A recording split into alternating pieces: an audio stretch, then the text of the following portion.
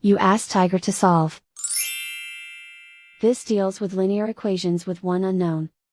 The final result is a equals -29/6. Let's solve it step by step. Simplify the expression. Group all constants on the right side of the equation. Subtract 10 from both sides. Simplify the arithmetic.